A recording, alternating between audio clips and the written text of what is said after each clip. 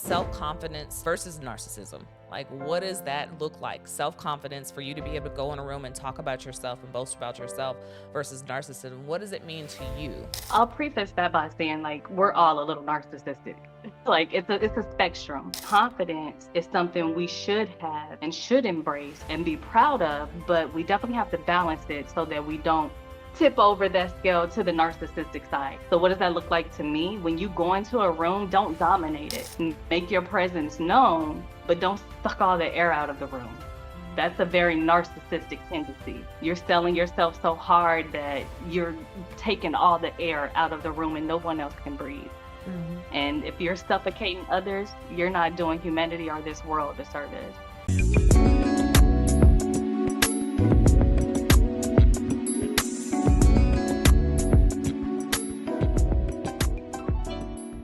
Hey, what's up and good afternoon. Today I have my good friend Shay Chenette here on the T. Smith Experience with the Too Skilled to Fail episode in mind always. And so we're going to go through some topics today. We're going to get to know Shay, but really our main topic today is narcissism. And so we both felt like this is a passionate conversation to have. So we're going to have that conversation and we are going to kind of impart ideas that we have, and then hopefully it'll give you some solutions on how to just avoid it. Or if you are a narcissistic person, maybe you need to hear this for yourself. Hey, Shay. What's up, Tanisha? Thank you for having me. Oh my God, I'm very honored. I'm glad we met in Mexico. Yes. I'm going to just give them a tidbit of who you are. I met this Jewel online and she was like, I'm on the beach in Mexico. I need some people to come down. I'm going to be doing this kind of like art project on your body in Mexico. Come down. And here I go, like, sure, sign me up.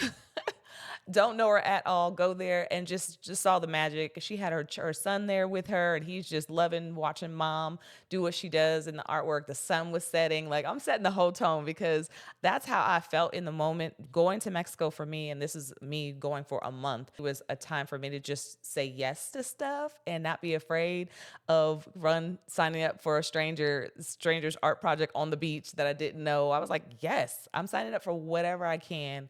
Was this Black and PV or PV, signed up for the group, saw it in the group, and I showed up and it was just perfect. Like I said, the sun was setting, you were painting on people, we were taking pictures. I made new friends like instantaneously. And at that moment, that's when I was like, I'm going to work with her at some point on something. I just don't know what it is. But we will also get into that artwork and show that artwork and have that highlighted here as well. That's what I saw. And then your spirit was just right where I needed it to be. I appreciate that. And that's like big to me. Your spirit, your energy. That's definitely why I was so drawn to you. And then getting to know you and your whole resume list down long as I-19 Route 66. I was like, dang. I'm trying to take it around the block a couple of times. Your art to me spoke volumes. I mean, you are doing artwork on billboard size because my artwork alone looks like it's a billboard that could be in the public, but I keep it private to myself because I love it so much. But you do art installations on whatever surface you can imagine. I mean, human beings for one. I'll also plug some of those pictures in because I did love those pictures. But human beings, and then you go into the walls and different textures of, just the buildings you've been into. Canvases, look at the beautiful canvas behind you. I just have to highlight that one. So with all that going on, tell me a little bit about you as an artist, but then you as a person as well. Okay, for sure. And the two are heavily interconnected. I like to say I'm a nurse by day and artist by night, but I'm an artist. Nurse is my profession. Artist is definitely that's my purpose. It's my calling on this planet.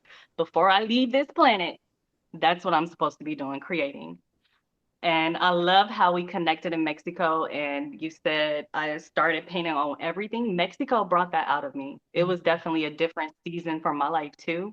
I needed a change. I needed to get out of the US for a little bit. And it was a big spiritual journey, too. The Puerto Vallarta has some type of portal or something, some type of energy that definitely will be a catalyst for your spiritual journey. But Mexico taught me how to be a real artist, I think. Even though I had been painting my whole life, I started doing it professionally about 4 or 5 years well, I guess about 6 years ago now. It was Mexico because I had the time. I wasn't nursing and I had the time to just 100% dedicate myself to my craft. And baby, if we painting on bodies or canvas or faces, walls, murals, all of that was really born from the hunger and the complete free release of being able to be a full-time artist or hire in Mexico. It made me a damn good artist. Absolutely. I mean, and your journey, if I may, I remember your story, you can correct me. What it really was, someone had poached the idea of you going to Mexico and then you went. I don't even think they went, but you went still. Something like that. It was like that situation. You're like, I'm still going. And with your kids, this is Mexico, a place, mind you, I don't know if you speak Spanish fluently, but I don't. So going to Mexico with your children who have to learn and adapt in this other country just to try to figure out leaving your profession for your passion is what you did to go to Mexico to paint on whatever you could and try to figure out that. And I think really what I feel like you got at was like finding yourself. Like, this is what I really love. This is what I really want to do. And when you only have your toolkit, which is, the smarts in mind that you have, your children as support, but you also have just that skill of being a painter. And you're like, I'm not out here to be a nurse. I'm out here to paint on people and things and whatever I can get my hands on. That is amazing. Yeah, Yeah. You did that. appreciate that.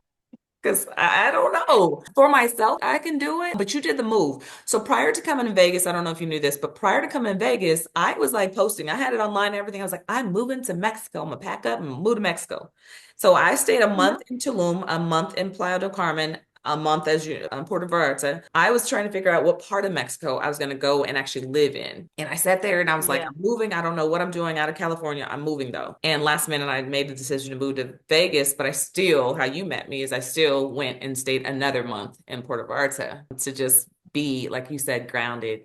And every time I get there, the reason why I was drawn to Mexico is because I felt some type of connection spiritually, mentally. I had a mental release, a connection to the country in itself. The people were amazing. The food is not bad at all. I could eat that all the time. It was just great, and it wasn't too far away from home for me. I did not know that. So, but you definitely, I could see Vegas as your lane. Like that is so your speed, It your is. style, your vibe. I get it. I get It it. is. It is. This is home. Funny enough, someone just asked me about that yesterday, and they were like, where's home for you? And I'm like, okay, where I'm from, California, the Bay Area, love it. But where home is right now is Vegas. I feel like this is home. I'm able to just be who I am. There's so many different people. I love the transient vibe you get. There's a lot of people that have come. There's a lot of people who live here because I thought people really didn't Hmm. live here before moving here. But there's a lot of people who were born and raised here that I've met, but there's a lot of people who are like transient from other countries or states that I've met, and they're just here. And I'm like, I love that so much. Is that the same case in Silicon Valley? Yes, they're there for work though. Here people work, Yeah. Yeah. but people also get out and they enjoy life so much more that I see. I don't know, maybe if I've just opened my eyes to another subset of people, but that's what I feel like. People tend to enjoy more of their life here than kind of the everyday Monday through Friday, 8 to 5 deal, go home, and maybe on the weekends you do something. I'm like last night, Right. it was a Monday night, and we were at a packed house to visit to support a friend doing a karaoke competition on a Tuesday. And I was like, what Yeah. does that happen in Santa Clara or Sunnyvale? Oh, that's cool. That's real cool. This is the life. Look, you're like, I'm thinking, but come on down if you want to come down to Vegas. But what? You know, Vegas was actually top of my list to move to. I was torn between Vegas and where I am now, which is in Nashville. It was a hard call. I was really, really torn, but it's funny because Nashville at night turns into Nash Vegas. It's like a little mini Vegas, a I little love it. country mini Vegas anyways. I love Yeah. Nashville. Oh my goodness. Yeah, I definitely will be back to visit you and the friends we know in common there. But I will definitely be back in Nashville very soon because it also gives me that I love music, live music. Yeah. Oh gosh, yes, Yeah. that's what we want to get to for sure. Each and every day of the week, like I said, I can be at a band, watch a band play every day of the week. This is why a lot of my guests are on in the music Yeah. world. And you being a guest in the art space, this is definitely just helping what I'm trying to do with this grow. And what I'm trying to do is support anyone and everyone who comes on the show, if you will. I love talking to people. I love kind of pulling out what they do, but this is all for you. This is you, the artist stuff. You said the music. So our mutual friend, you know, Visha, I call her Queen B, my art friend. When, well, first of all, when you talk about going through life's challenges and working on being successful, I really, really think it's important to watch the company that you keep, which is why I was attracted to your soul, different people's soul and spirit. So V is one of my spiritual friends who is definitely in my heart, but she gave me like a word, like a prophecy, if you will, whatever you want to call it. And she was like, Shay, something is coming for you in Nashville with the music. And Mhm. my first mind was like, I don't like country music like that, like just a little bit, but I was very limited in my thinking. And I just thought about that when you said how Vegas and music is all combining for you. Mhm. That's so cool. And I see how art and music really does intersect each other. And she was right. About 2 weeks after she said that is when I got booked for Nashville Symphony to do the job with them. That's And I called her amazing. and she just started crying. That's She started amazing. crying. I mean, like, this is like finger snaps on the poetry level because what you do, like, you put yourself out there. What you're doing is your natural talent. You are putting your artwork in there. I see your social media and how you're putting your work out there and what you want to do. And it's not like you're like, oh, I want to book the symphony. Someone's like, oh, I want to book her to be a part of this. And that's when things get interesting, right? We're like, yes, I didn't think about Yes, doing that, but yes, absolutely. I love that whole old saying, people see stuff in you. V saw it in you, the symphony saw it in you, the production company, they saw it in you to say, this is what we want. This is the type of person we want. Yes, we have to put ourselves out there and be have vulnerable to. and figure it out. But it's one thing. So someone's talking about, I know a friend of mine I was talking to him about wanting to go to a conference. And he was like, yeah, I don't know if that's the type of group or type of environment I want to be in. I was like, every environment is the type of environment I want to be in because you never know That who. part. It's one person or if it's one thing, or even if it's on your way to that one thing. On your journey, you got to get up and move. I work from home. You work from home and anyone else's studio and where you need to be on wherever the wall is. But it doesn't lend me many opportunities to connect with human beings in person unless I get up and go. So for me, sign me up for anything that may be a potential to something different. And I'm going to learn something. And I put my mind in a mindset each and every time to learn something, whatever environment I get, to grab something or learn something from somebody. I love that. And I watch you navigate different circles. And that's so important as like a well-rounded individual. It doesn't matter gender, race, age, like you have to be able to navigate any room or circle that you're in. And the way I say it is like find the light, find that person you connect with, find that moment of light, of goodness, just something. Like it doesn't always have to be a moment of how can I benefit from this? How can I be successful with this? But just if you go for the light in whatever room you're in, something good is going to come to you every time. Absolutely. I gotta point out, I watched you navigate all kind of rooms in all kind of countries, I do. cities, states. I I love try. that. Each and every time I try, and that's one thing I learned about networking sessions early on. I would actually go to them or be a part of them or be a speaker at a networking session and just kind of fill out the room, fill out the space. One thing someone early on was, I was like, I end up start talking about me being a surrogate or something like that, and people gravitate to that. And if you have a group of people talking about like, who, what do you do? If I say something like that, triggering, people are like, oh, tell me more, tell me more. And I said, how do I get the conversation to switch from being about wanting to know about Tanisha to, because my goal is to learn about you. And they said really quickly was to be able to navigate the room, being able to shift the conversation back onto somebody. Well, enough about me, even if you don't have to say enough about me, just say, well, tell me more about you, and just change that conversation, jump in and change that conversation, which is, one of some people like hearing about themselves. I know about me. I want to know about you. Right. I want to know about what you do or what's interesting, which is great. You put yourself in a room with a bunch of interesting people and everyone just is like, let me know more about you. I call it's like this little space you get in when you go to auditions. When you're auditioning or you're on set and you have to a lot of hurry up and wait time, which is you get there early, maybe 12 o'clock, 1 o'clock, but you really don't start shooting until 5.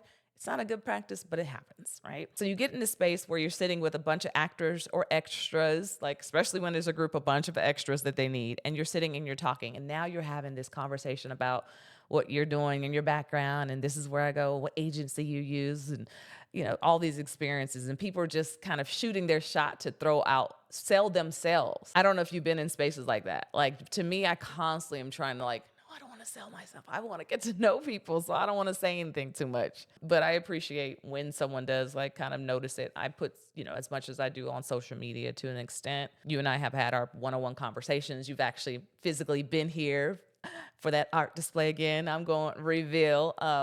So we've had deeper conversations, but I do try to like let it be about the people. I think that's so valuable, especially in any type of creative field, but just business relationships of all kinds. Like you said, when I go out on a job, I try to spend as little time as possible talking about myself, especially right now during this season, this face painting season.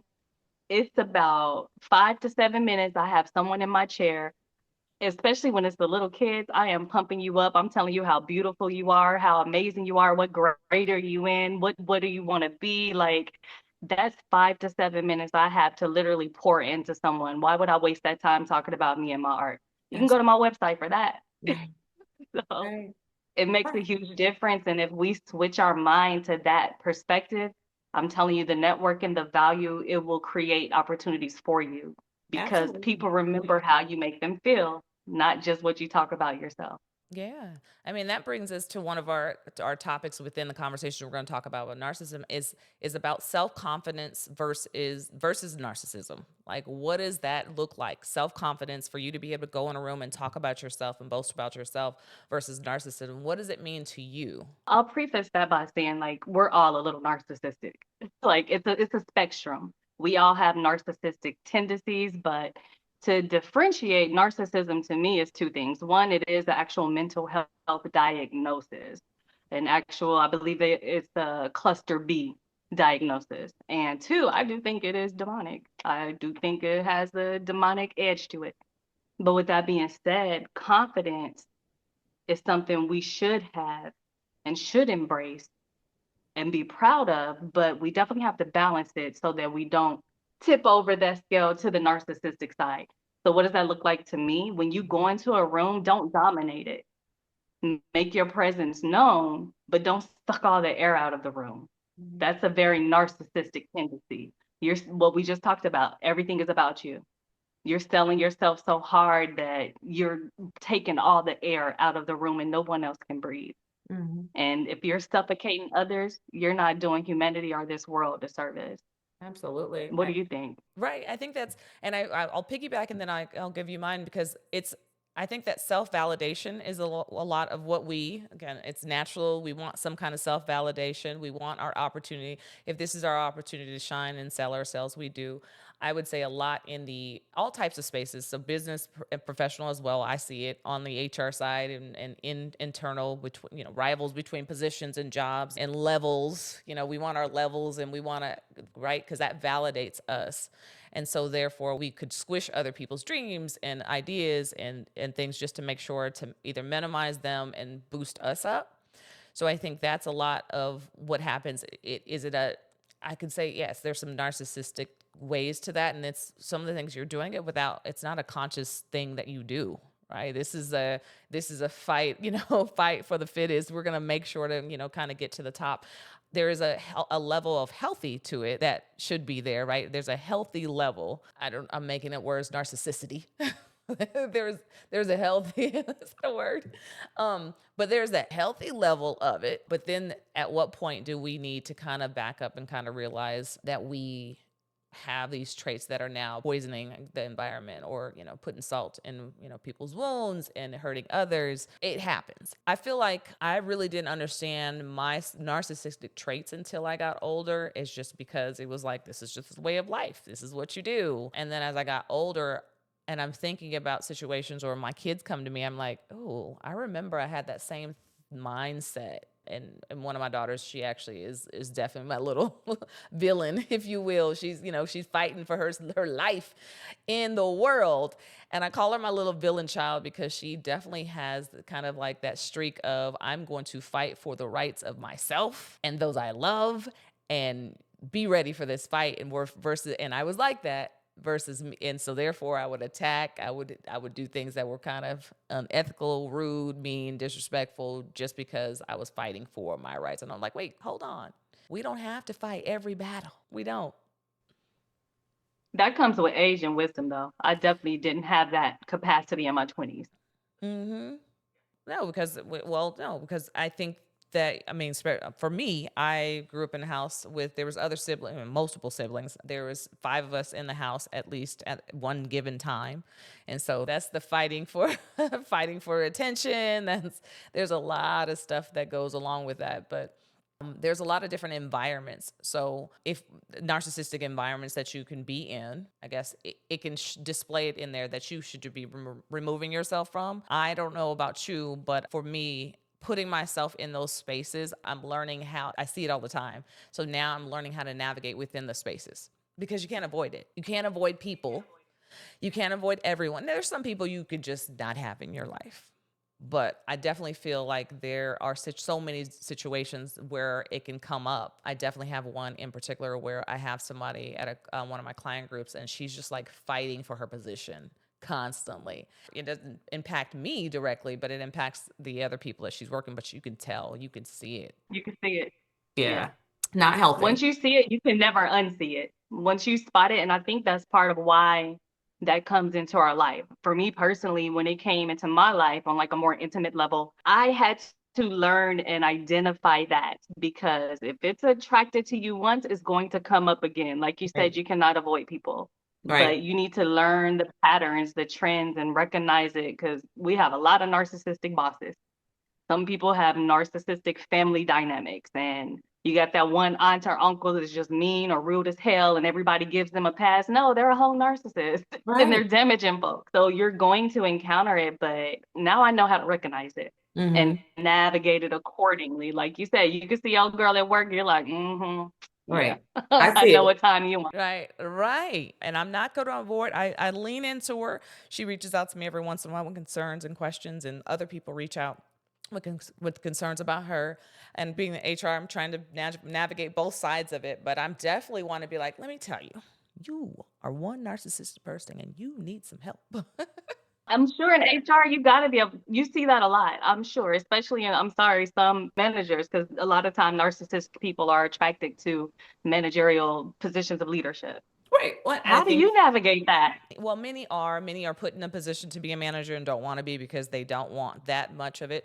I think, though, that trait, the narcissistic traits, or a trait that would look like it's a narcissistic trait, tend to be people who are in positions of power. Is how do you use that, right? How can I sway, how do you say, I guess, how can I spin the narrative or how can I kind of be on top? I definitely feel like that is a strong manager. You'll see traits like that very often, just because they've had to fight, they've had to get through all those things. And with time, education, wisdom, or feedback from others, or a combination of all of them, you will get better, and you will be able to use that better without being demeaning or without making someone feel invalidated. You can be able to do that. I have conversations with people. My mindset is not like, this person's a narcissist. My mindset is like, oh, I've seen this type before. I've seen your type. I've seen the one who feels like they have to fight to the fittest to get to the top and stay at the top. And if they are not the ones providing all the details and answers, then, they don't feel validated. And so I think that's that part we were talking about, people having and wanting to feel validated. So it comes off as narcissistic. There's different things. I mean, and that's in the work world. We have a relationship and that's the hard one, dealing with somebody who will making you feel like you are not kind of whole, by taking away from things that you say and you do, and make you feel like you're less than, right? Without even acknowledging. I'm really trying to hold on to what I want to say, but look, this is my show, right? I've been in a situation. So once upon a time, there was this little girl.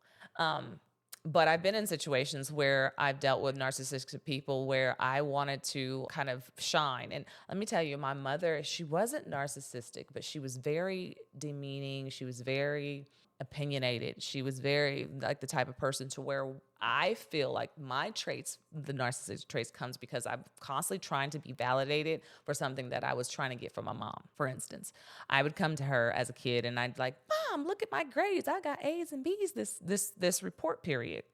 Yeah, that's what her answer was like, yeah, that's what you're supposed to do. Which it was. But as a child who you go to your parents and you're excited, things like that. Hey, I clean my room. That's what you're supposed to do. Okay. Like she's like, now go away, go back to where you're at. So I constantly feel like I needed to be validated. Did I do a good job? Did I, is this working out? And in relationships, actually fell in the space to where when someone was validating, they would validate me. If they were to take that validation away, or if they were to not give me those praises anymore, oh gosh, I'd be a mess. I'd be a mess. And so if someone who is narcissistic gets a hold of that information, like, oh, she feeds off of, she feeds off of this, me constantly validating her. And if I take it away, I have power. And I've been in a situation in a relationship where I gave them all my power because they gave me what I was lacking. So how did you come to the revelation? Because I hear you talking with like so much emotional intelligence and so much self-awareness. Like, did you do therapy? Like, how did you get this evolved in dealing with narcissism or just toxic relationships, friendships? How did you get there? Yeah. Look, I done turned into the interviewer. My bad, but this I is so know. interesting. This is great. You're being so natural at this. we're gonna pass you the mic. Here you go. So you know what? By no means am I all the way there. How do I cope with different situations? Yes, as I've gotten older, I've learned that I don't need someone else to validate me. I've had people over time. I remember a situation that came up and I was really stressed. It was a relationship situation. I was going through a divorce at the time, and I'm talking to a friend and I'm like, oh my gosh, I have 5 kids now. What am I going to do? I'm not going to have help. I'm not going to have support. And he was like, he laughed out loud. And I always tell this story to people because he laughed out loud at me while I'm like crying. And I'm like, what are you laughing? He's like, girl. And he didn't say girl, he said the N-word. Girl. He said, girl, you've been doing this yourself. He said, I've known you for 12 years, 15, it was like 12 years. And I seen you hustle. You do this. You are the one who holds it together. You were doing it before this man came into your life with the 3 kids you had. We ended up having 2 additional kids together. And I was going through divorce and I was like, I don't know what I'm about to do. And he was like, you have been doing it. You're going to continue to do what you've been doing. Like, remember that. This is you. This is where you're at. And so he helped and validated me. And that was perfect. We need that. We need supporters and we need people to do that. But I constantly remember that in my mind. So the validation I don't need constant validation, if that makes sense. I've learned something. It was a situation I went through and someone gave me the support. And now it's just remembering that. When my friend said, you got this, you've been doing this. This is what you've been doing. You can continue to do I constantly say that. You got this. You can do this. You can continue to do this. And with situations, when it comes to being with a narcissistic person and how to back my way out, you see it early on. You see the signs early on. What is my gain to stay in this situation? If it's a work situation, if it's a relationship situation, I don't even give it enough. I don't give that time. Like, if I see it, I'm right. I'm out of there. No, a work situation it's a little bit different. Sometimes you can't just pack up and move, get away from relationships as well. I'll be very gentle with that because I know some relationships people can't just pack up and move and get out of it right away. You got kids, married, yeah.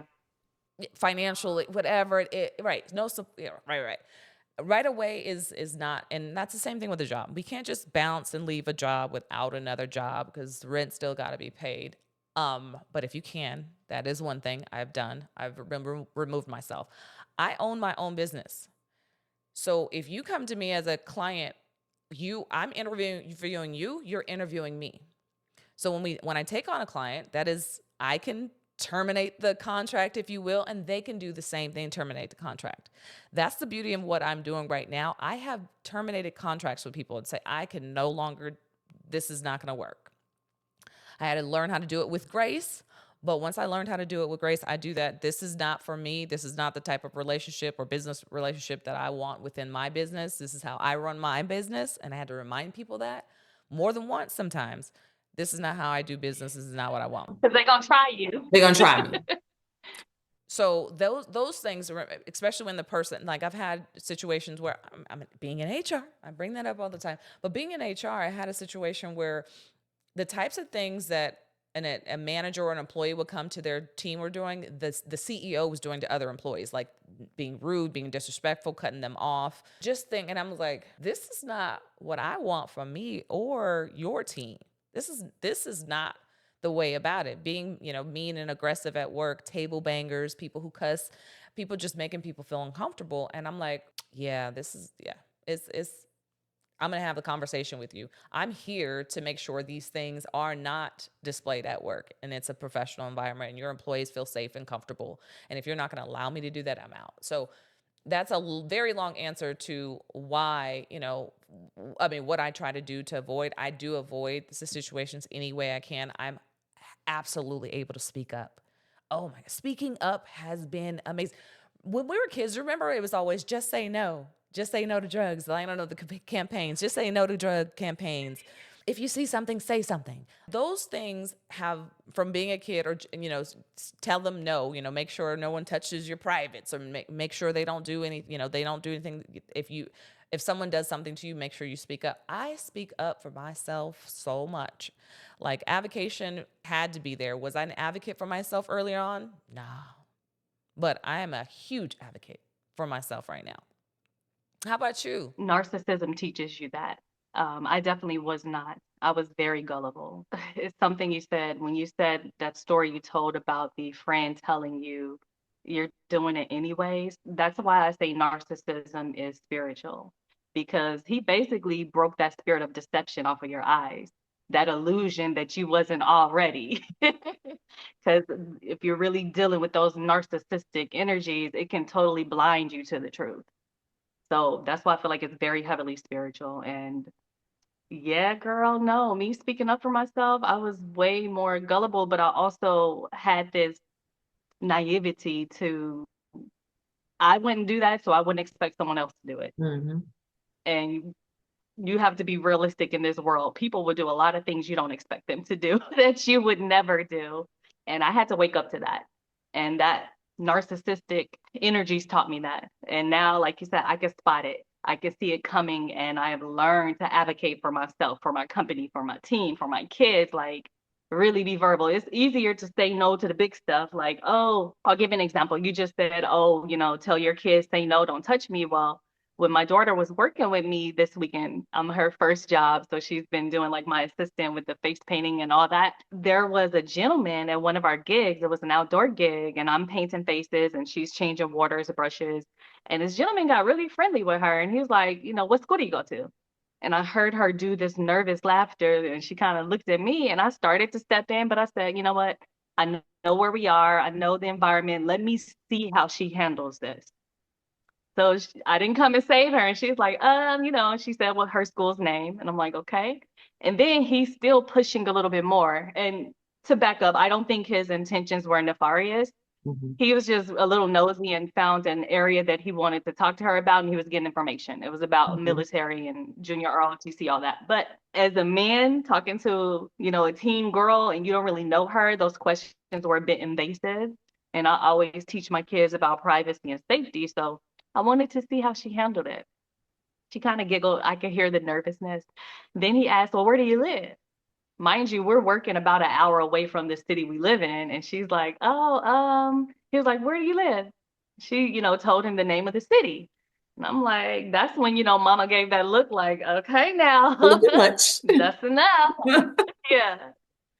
And he was like, oh, I went to, this area and I did this, whatever. But Later on in the car, I had to teach her about that. Like, hey, if you are uncomfortable, if you know that our family rules is we don't discuss A, B, or C, you have to be able to verbalize that and say, no, oh, I'm sorry, I can't say where I live. I'm like, if you have to, throw me under the bus. Say, oh, my mom doesn't let me say where Hmm. I live, or I can't give the name of my school. That was a lesson I had to teach her to be assertive and stand up for herself at her little age of 15. But I'm praying that that sticks with her. And later, when those big things come, she's able to advocate for herself and say no. Absolutely. Absolutely. And it is the later part of time. Like when someone, there are some things I remember, each and every day I'm thinking about stuff my mother taught me, right? As a kid, each day she gets older and I'm growing older as well. I think about the lessons that I learned as a kid from my mother and and the upbringing about who to talk to, who not to talk to. I remember I was walking down with my daughter in the stroller, and some guy pulled over and gave me his number and said, "I'm a photographer. I'd love to take pictures of you and your daughter." Mind you, I was teen mom at this time. I'm 17 years old. So I give this man my number. Now, this is not my cell phone number. This is the house number. Right. So this man calls and he sounds older. My mom is like, okay, you've already crossed the boundaries and you have a kid, but I'm still going to be mom. I'm still going to protect. Who is this older, it sounds like very much the older man calling you? And I go into, Mom, he's a photographer and he said he's going to take our pictures and where is he taking pictures? He said he has a home studio. My mother's, that flags with pew, pew, pew, pew, pew. Red flag. And mind you, I'm just doo doo doo. What you mean, because Gullible. You're like, okay. right. So at this time, let me tell my first reaction was I'm going to set up this appointment with this man and I'm just going to go with my daughter to this man's house and take these pictures.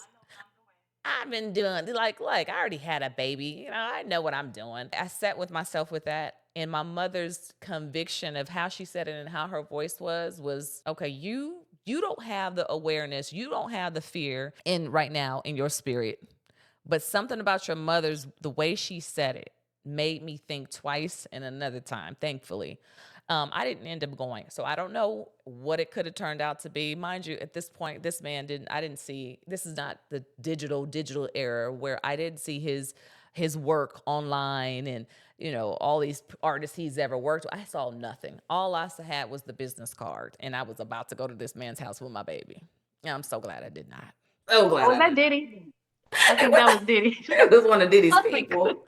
It was one of his people, probably one of his lawyers. 'Cause I'm definitely glad I didn't do that. And over time, that was that situation that happened then. So later on, when my kids were in fashion and modeling stuff like that, I would show up to it. If they wanted to do something, it's like, yep, let's go. I can go with you. Let's do this and let's see what they have. What's their book look like? What's their website look like? Let me see all that stuff. These are questions you ask, so you're now looking to see if something's legit. Now people are very fancy and they can be legit and still be, have the wrong intentions. But um, that was my lesson learned early on for myself, and my kids have seemed to learn through me about what not to do. My daughter had a situation with the older man who actually kissed her in her mouth while she was at the time my husband's job. She was after school program was out, so she would go to his job, and she was like 13. She'd go to his job. She was in junior high school. He was asking the questions you were talking about, like, what school do you go to? Where are you from? And they're nice, and it's on camera. So you don't hear the conversation, but you see the conversation, like her kind of at the desk doing her homework and then looking up to talk to him. She kept on going back to her computer, like still trying to work. He'd ask her another question, and he leaned in and he kissed her in her mouth. He was in his 80s from a different from a different country. It was a big deal. His family members like, can we, we will send him back to, his home country. Can we, he stayed in jail. I don't know how long he stayed in jail, but he was in jail for quite a bit. Fast forward, she went to New York, and it was a situation where somebody wanted to talk to her and things like that. And she was like, Mom, I already knew at that point not to even not to continue the conversations. Just cut the conversations early on because you don't know where it's going to go. And here's the thing. What is the benefit from a grown man, especially that big gap, knowing those type of details about you? You're not an educator. You're not someone like, you're not one of my teachers. You're not at all. We gotta protect our babies from the world and everything going. I mean, you brought up Diddy and things like that. I'm not sure. I don't follow it too much, so I wouldn't even dive in too much. But at the same time, I'm thinking, yeah, there's an opportunity for somebody who of power. We're talking about narcissism, but we're talking about people of power. You're a position of power, and then you have somebody who wants something that you have. And many somebodies who want something that you have, or at least to be as close to that as they can be. So they will accept a lot until a breaking point.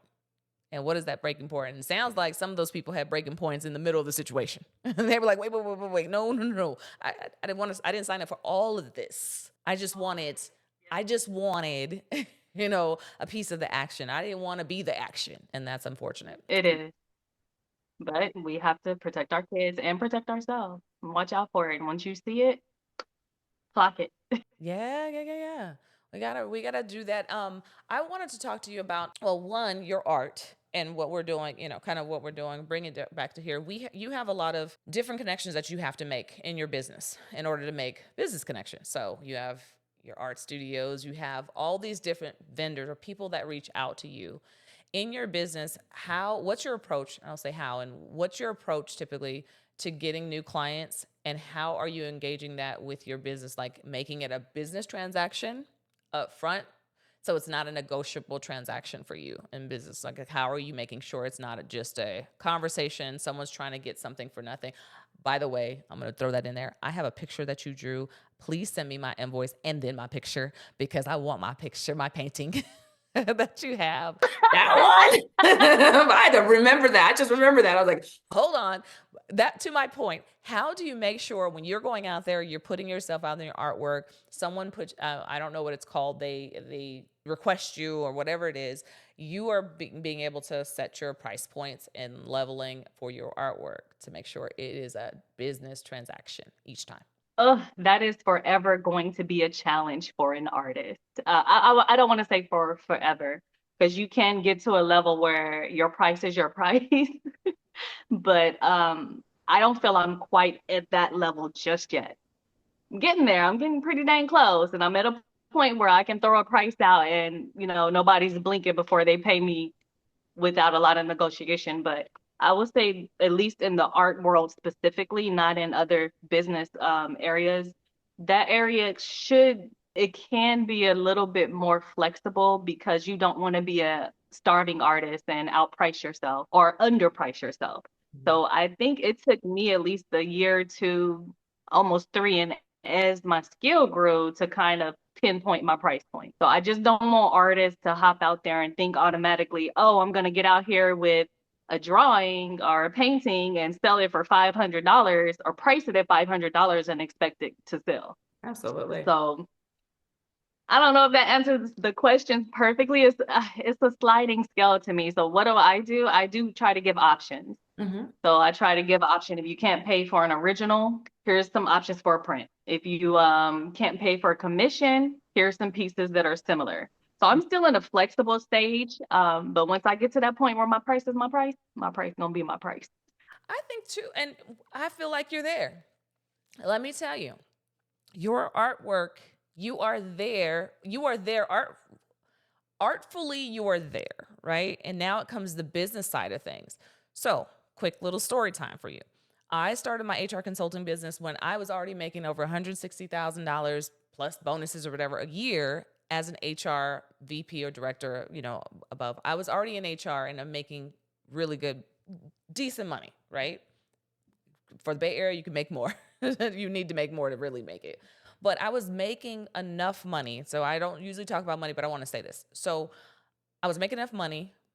Great. I'm all good. And I went to consulting and I was all over this for myself. I was all over the place with my prices. I was willing to take whatever someone would give because I was trying to build my business, right? I had someone paying me $30 an hour to be at the level I was at. I've been in HR at that time for 17 years. I was like, 30, okay, well, okay, I'll take it.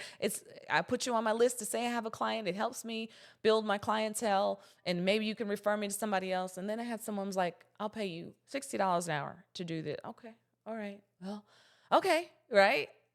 But my price, that wasn't my price. My price in my mind was much higher than that of where I needed to be in order to have only 1 or 2 clients. Now, if I had 50 clients, that price may have worked and the work wasn't, it's just my day-to-day HR type stuff. I could have done that. But what I was doing is I was basically basing it on I wasn't ready there. I'm not there yet. I haven't grown my business enough. I don't have enough clientele to just state my claim. There is a little bit to that you can be negotiable somewhat. Maybe if someone's willing to take you on, be like, I have one project, but then I'm going to refer you to another project for you. And for me, I have one project that, can you help me with this handbook, for instance? Maybe my handbook price is too much. It's one solid price. Maybe that's too much. Can you help me with this handbook? But I'm also looking to be able to use you ongoing for other HR needs that I have. So then I'm like, okay, I don't mind giving this person a discount because that's going to be some income that's going to keep on coming in, right? They're going to repeat and they're going to return. And typically, and I trust the people that I usually do this for to actually do that. Great. I'm going to reach out to you when I have questions. Perfect. So I give you something else. So now here's my price. My price is X per hour, non-negotiable.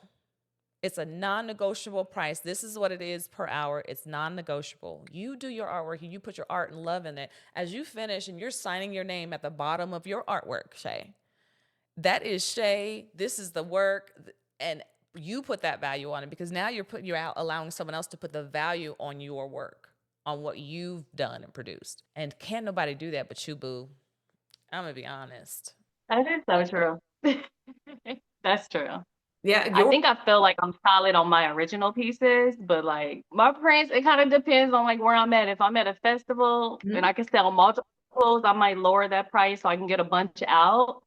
Now I won't lie, my originals, they are what they are. Good. Yeah, and I'm saying even with, so that makes sense. Different environments, like I said, different environments, that works. This is my price. This is how much you have a print, you go out and this is your price. Because I'm telling you, if I don't care, I always use McDonald's, but if McDonald's sets up a food truck and they go in the north side, the south side, the east side, the west side of the city, and the food truck price they're not changing their prices because they came over to whatever in here in Las Vegas, I think it's the north side. That's a little bit, you would say like they came over to the north versus Summerlin or what, all these other cities. They don't change their price.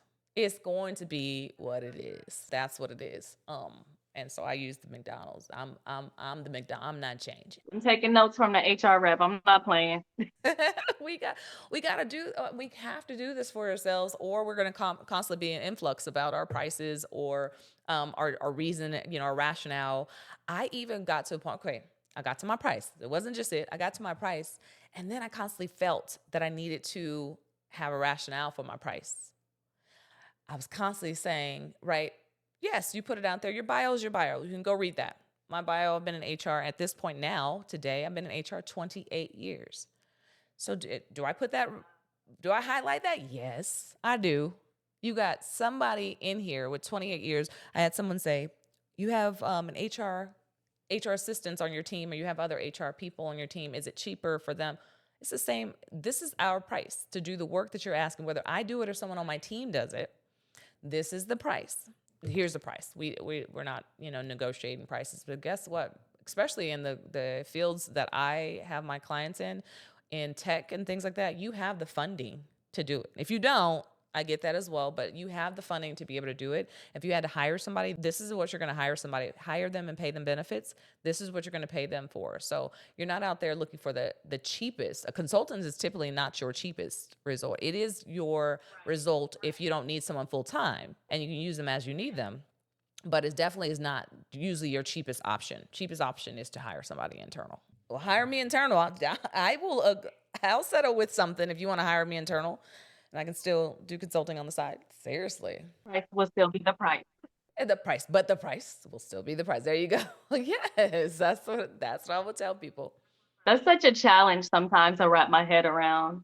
I think it goes to like that confidence. Sometimes I do get insecure about, I'm a self-taught artist. I didn't go to school, but let's be real. I done put in my hours and my work and my YouTube videos and my mentors and learning as much as I can about my craft. So yeah. I need to start putting a little bit more balance and respect on my name and my price. Right. But and see, the fun, cool part about what we're doing today, right? We're documenting this. This is like our journal, if you will. If you were Facebooking, putting it on the wall on the Facebook and scrolling to go read the stuff a year later. What we're doing here is what you did like Mexico. If you looking back on Mexico, you learned so much about your artistry, you learned about what you wanted to do. You opened up, Pandora's box, if you will, of your art and start doing a bunch of different things. Now you're able to look back. So even today, if you look back on your pricing and how I have those I can have that conversation now. I can look back on what I hemmed and hawed about my prices with other people. So this conversation in a year now from now or less or a little bit more, it doesn't matter. Whatever timing happens, naturally it'll happen. You'll have your price points and you'll have what you're set out to do, and you'll be so wanted that you're going to be able to set those prices and be like, look, I have a lot on my plate, which I know you're going to keep yourself busy no matter what. You're not just, I just have to keep sharing about you because you're not just the artist and just the nurse, just the amazing mom. You also, I mean, there's so much more to what you do. I mean, you have the digital company that you have, the, online website building, creators. If you want to talk about that a little bit, please, because I would like to kind of get into that as well, because that is a part of you. You're an all-round creator. Please talk about that, what you're doing on the digital space, on online space. Oh, thank you. Yes. So my company is Ubuntu Graphics. Ubuntu means I am because of we. Our, humanity is because of all of us. We are a digital marketing and branding company. We're 2 years in now. It will be 3 next year. Yes. I have a staff of 6 now on the continent. All of my staff is outsourced to the continent. My right hand man is B, but basically we help create digital marketing. Like, we're in 2025 shortly. If you don't have a strong digital presence, what are you doing? Like, everybody, every business, every brand needs a digital um, presence, and that's what my company built. It's my passion. It's my little love child. It's my generational wealth building legacy. It's the avenue that my son will go in. He's already learning how to code. That's his thing. And I said one day he will run this company and take it to even further than where I can take it in my lifetime. So yeah, thank you for shouting out Ubuntu. Absolutely. Let me tell you how amazing, and I'll use the word dope, how dope it was to be able to sit with you and talk to you. I can't remember we talked on the phone, if it was through WhatsApp. I'm gonna be honest. Like, if I said enough word through the phone WhatsApp, I'll let you answer it once I tell you what I'm gonna say. I was describing what I wanted for my website. So, Too Skilled to Fail. This is what it feels like. This is what it looks like. Here are the type of people that I want to focus on with Too Skilled to Fail. You take that, you and your team, you take that to your team. However, you were able to articulate that, like I said, if I said it in the words, if I explained it to the T like you did, you produced it, I'm impressed with myself, but I don't think I did. Because I say that because once you went away for a couple of weeks, a few weeks, it wasn't even long. You went away and then produced a sample website for me like that. When I tell you, each and every time I look at that website, or if I say, hey, this is what I'm doing with Too Skilled to Fail, for a brand to get apparel and things like that, people are like, oh, I get it. All I have to do is show them that spot video that you put together that told exactly the story of what we wanted to do or what I was trying to capture with the Too Skilled to Fail business. And they're like, I get it. And I was so amazed. You had clips from you went online to my website, you went on to my YouTube channel and I was like, I didn't tell you any of that. I didn't say, you searched that out. And to the point, I'll plug it now because I am going to share the picture of the artwork that you did on my wall. The level of creativity and the secrecy, I would say, of how you do it. And like, I'm going to get to know you. I'm going to talk to you and get to know you, and you pay attention to stuff so well, which is not common. You would think that artists and people who create would be that intuitive. I'm telling you, I've had to break stuff down. People are like, send me samples, send me pictures, send me this, give me some ideas of somebody else's page that you like. You didn't ask any of those questions. You listened to me and produced, which was amazing. Same thing with my artwork on my wall in my home.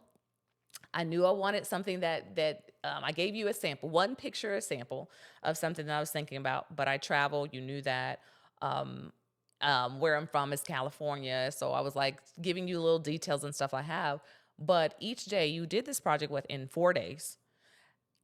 Every day, like the first day it was like I was like, okay, so she just okay, this is gonna take a long time. She's just you were working your brain. Let me tell you the thought process about it. You're working your brain around, getting this picture done on this big wall that you didn't really have. You didn't have the square footage of this wall. And by day two, I was like, oh, now she's going to town. Day one, I felt like she was like, oh, okay, let me figure this out. And she was just working in the back of your mind.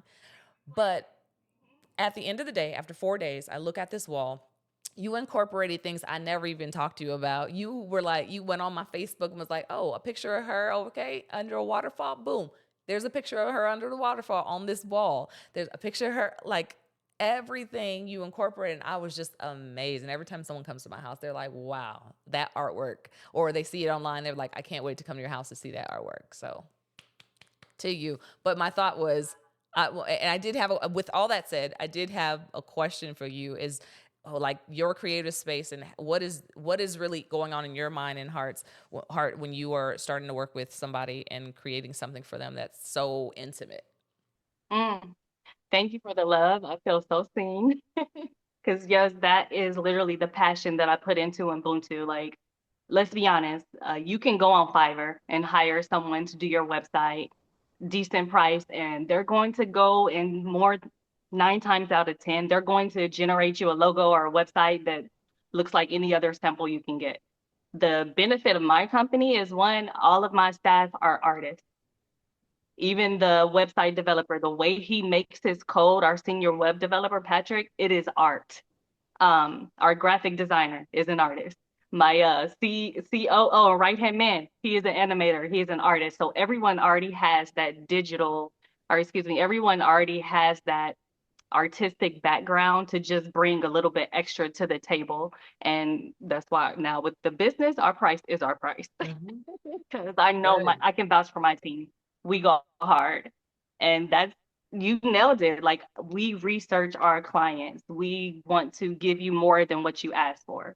So Mm-hmm. you're not going to get just the cookie cutter website, none of that. And I love branding. Like, through this experience, I found out I have a true passion for building people's brands. Like, what you want to present to the world, I want to make sure I can visually tell that story for you. So I actually really love branding.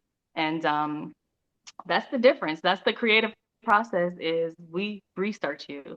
We pull up all your business. No, Yes. we do. We want to understand and see our client. Like, we want to feel what it is you're trying to express and then translate that to the digital marketing space. Absolutely, and that's exactly what you did here at my home, and I will be ever forever grateful. But I got the proof. The proof is not in the pudding; it's on the wall. I definitely thank you for that, and I know other people who get to experience and get you to grace their spaces are definitely grateful to have you. So I got some walls for you. I got a couple more walls. I told you about that in the backyard space. It's getting cooler now, so you tell me. When you're coming out. We talked about this last year, so I got some space for you. There you go. I'm already plugging you some more work because I got a whole canvas for you to do as you do and create on a concrete slab and do your magic. I don't even have, put it this way, I've worked with you and seen your work. I kind of just want to be like, do you. And that kind of confidence I have in you, just to do you and tell me what it costs, that's where I'm at because your work is your work. You've put in the work. I Absolutely. appreciate that. That's love. That's love. And that's what I want to do on this planet. That's what I want to Yes. create. Well, I want to make sure people know where they can find you. So please shout out all of the places where someone can reach out to you and find you, Shay Chenette, the artist, the digital creator, the just amazing person, all in all. Please share that.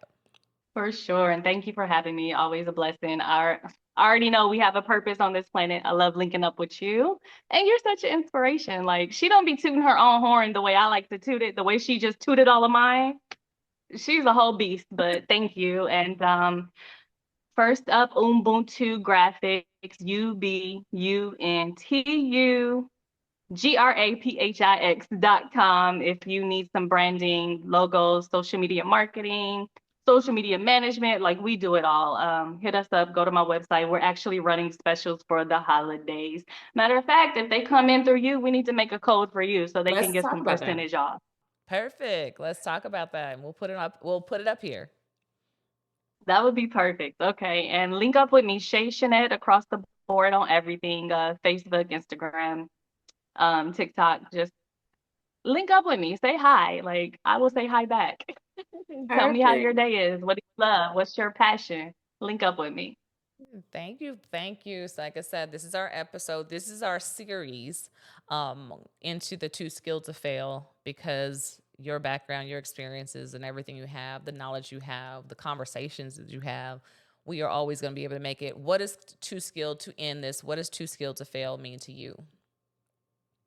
I love that. I've loved that since you showed me your brand. I'm like, yes.